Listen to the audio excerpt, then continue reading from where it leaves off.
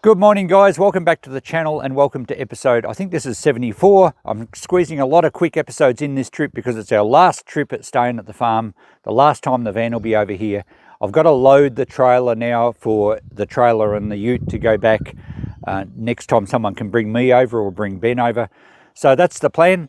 I've got to load these heavy wheels in the trailer. I decided that I've got to do that before I put the stock crate on, so we'll see how we go.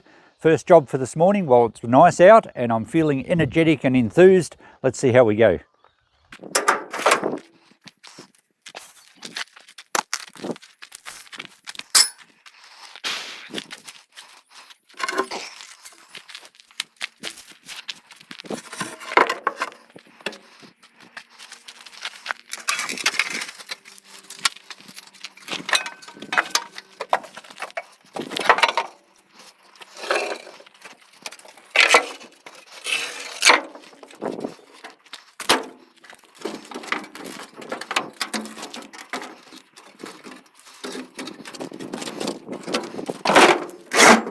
That's one.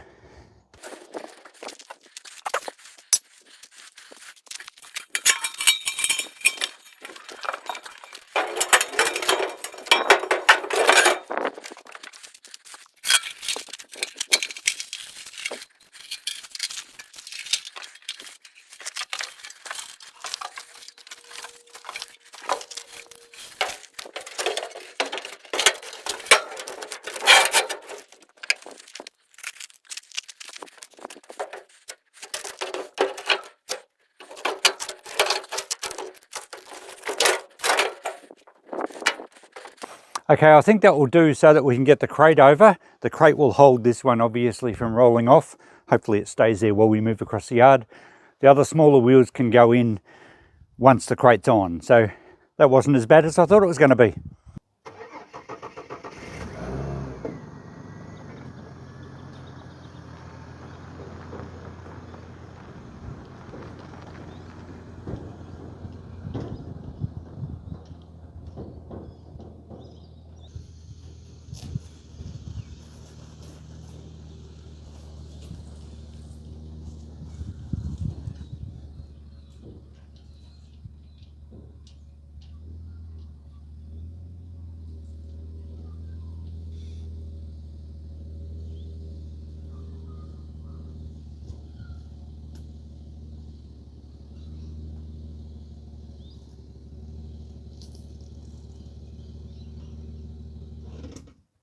Okay, now it's just a simple matter of laying the crate down onto the sides of the trailer, trying to get the front of it over that high tyre there, and then we can reposition the axle because that tyre is actually hanging over the sides. I'll have to try and move that.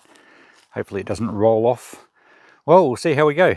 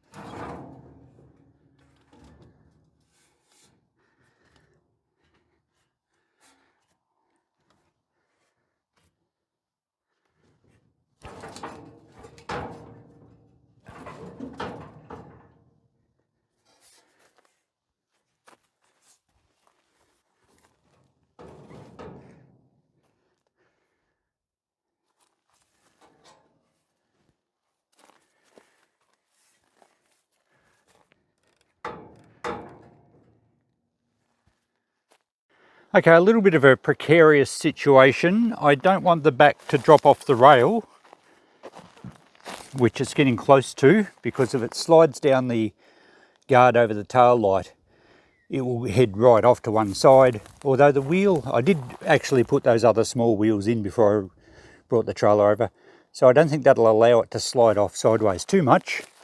But I can't drop it down the front because that wheel at the front's sticking out too far, and it won't kind of push across easily. I think I might get a rope and tie it back to that side, maybe kind of hold it back out of the road with a rope. Maybe we'll anchor the back so that it can't slip off sideways. So let's just tie that there and tie it back to the other side.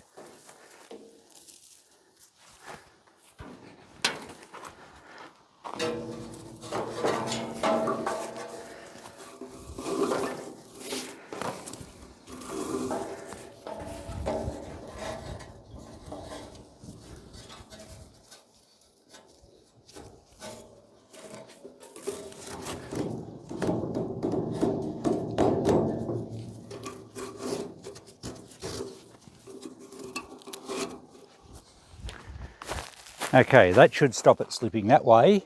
Now we've got to do something with that front wheel.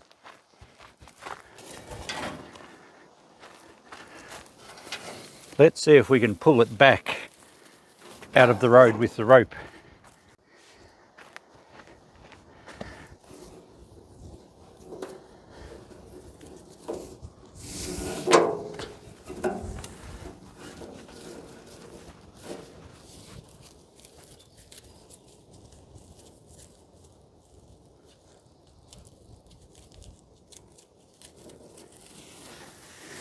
Righto, what's going to happen here?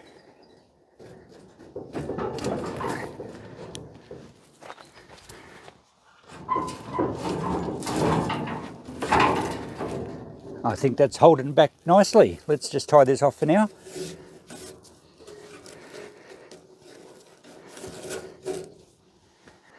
Yep, now we just need to bring the stock crate forward a bit to get over the axle hub there.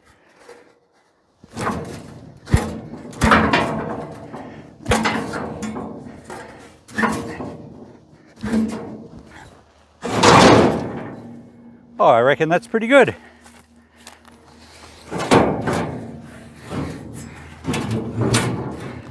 Now we really need to find some bolts. Okay, that worked out all right. It's sitting nicely on the rail. That rope did its job perfectly by stopping it sliding off. Luckily I remembered to put it through the top and not underneath. Oh, okay. Well, I couldn't put this one through anyway. We'll be able to get that out. There's not much weight in the crate. And the bolt holes look like they line up nicely. So I might have to duck into town and see if I can buy 4 bolts. And now that load is much more secure. You can see how I wouldn't have been able to get the big wheels in. But I can probably put some wheelbarrows in there, make a very secure load. Most of the weight is at the front, which is important when you're loading a trailer. You don't want weight at the back or it'll end up fishtailing and you'll get into all sorts of dangerous driving situations. I'll need to check the wheel tyre pressures, maybe the wheel bearings. It hasn't done a long trip for a while. And we do need to get an adapter for the lights because it's a round plug on the trailer and it's the rectangle plug on the back of the ute. Very good. Let's take that back to the shed and yeah, we'll have to go into town and grab some bolts hopefully. Just back from town now. I picked up some bolts, and no, I didn't drive the ute and trailer into town with no bolts in the cage. I took the van in. But I found, I went to the hardware, they did stock the ones I needed, and you guys who wonder why I save hardware and put it in jars and sell it through the shop for like $5 a jar full, that small selection cost me $6.50. Now, admittedly, it's a small hardware in a small town and you've got to pay, but you can see why there's some value in bulk lots of second-hand hardware. And had I not cleaned out Dad's workshop, there would have been ample bolts over there to do the job.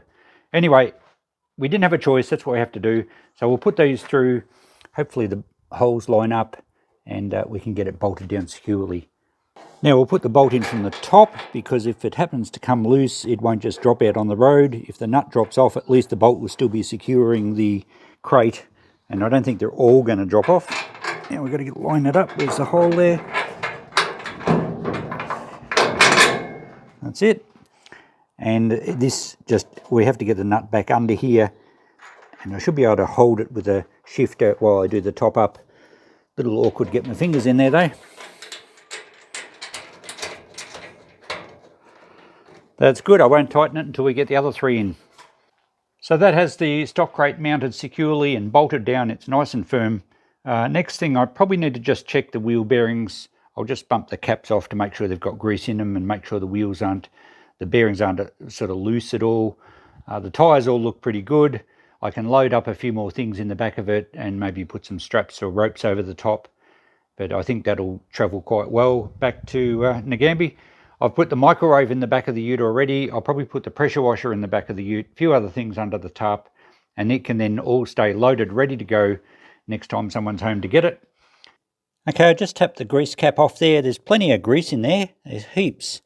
But I did give the wheel a wobble. Let's just tap that on for the moment. And it's got quite a bit of play. Probably can't see that so much, and the things in the trailer are rattling. But I think we need to tighten the bearing up a little bit. I won't check the others, but it's going to need to be done before it goes back to Ngambie, because it's about a 4-hour drive. So we'll probably do that next time. Whoever comes to pick it up, bring some fresh grease, maybe clean it off a bit. I don't feel like getting all greasy and dirty now. You've got to take a split pin out of the castle nut, do it up a little bit tighter. We'll probably have to bring a jack back, and just so that the wheel spins nice and freely, but there's not excessive wobble, and I can feel that clicking in and out quite a bit. So they do need to be done before we take it on a big trip. Okay, the trailer is now fully loaded. I've loaded 4 or 5 wheelbarrows on there. I've got a couple in the van.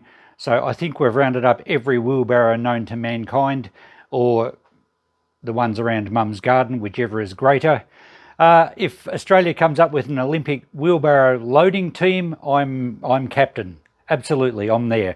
So anyway, it's a good load. It really doesn't even need tying down. I think everything's locked in pretty well together. So a couple of ropes over it, it'll be great. No problems. It's not super heavy, but it's all the awkward stuff which I'd always planned to put in the trailer on the last trip. We do need to do all the wheel bearings next time someone's home to pick it up, and also obviously check the ute, water and oil. It hasn't been on a long trip for a while. We do also need an adapter for the lights, because we obviously need indicators and brake lights on the way home, or the boys in blue won't be happy with us. So anyway, that's done. It's ready for its big trip. I think I'll sign off on this video now. We'll call this one complete. I'll do lots of short, sharp videos, and that way I can milk this last trip for as many episodes of the Great Farm Cleanup as I can possibly get. So we'll call this finished now. Thanks for watching. We'll pick up next episode in about 20 minutes after a coffee. Bye for now.